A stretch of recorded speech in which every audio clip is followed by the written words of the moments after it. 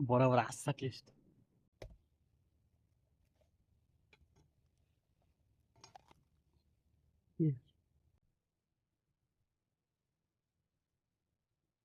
রুগী মানুষ আমার যে কাজ করতে তিন বাধা মেয়ে করছে কি কাজ টাজ বাদ দিয়ে গাছে নারকেল পারছি, বাম্বু দিয়ে নারকেল নারকেল পারছি।